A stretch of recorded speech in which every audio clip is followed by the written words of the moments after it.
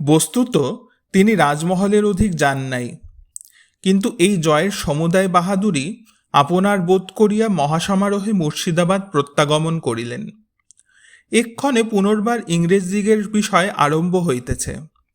Drake সাহেব কাপুরুষত্ব প্রদর্শনপূর্বক স্বদেশীয়দিগকে পরিত্যাগ করিয়া মাদ্রাজে সাহায্য প্রার্থনা করিয়া পাঠাইলেন এবং স্বীয় অনুচরবর্গের সহিত নদীমুখে জাহাজেই অবস্থিতি করিতে লাগিলেন।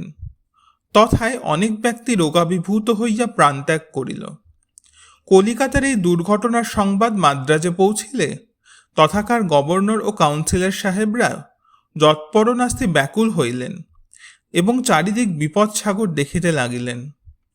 কারণ সেই সময় ফরাসিদিগের সহিত যুদ্ধ আজিকাল ঘটে এইরূপ হইয়াছিল। ফরাসিরা তৎকালে পণ্ডিচেরিতে অত্যন্ত প্রবল ছিলেন এবং ইংরেজদিগের সৈন্য অতি অল্প ছিল। তথাপি তাহারা বাংলার সাহায্য করাই অগ্রে কর্তব্য স্থির করিলেন।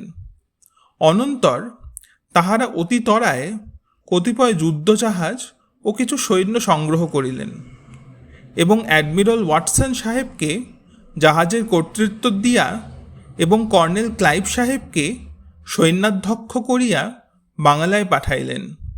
ক্লাইভ ইহার 13 বৎসর পূর্বে 18 বৎসর বয়ঃক্রমে কোম্পানির কেরানি হইয়া ভারতবর্ষে আগমন করেন, কিন্তু সাংগ্রামিক ব্যাপারে গাঢ়তর অনুরাগ থাকাতে প্রার্থনা করিয়া সেনা সংক্রান্ত কর্মে নিবিষ্ট হয়েন এবং অল্পকাল মধ্যেই একজন প্রসিদ্ধ যোদ্ধা হইয়া ওঠেন।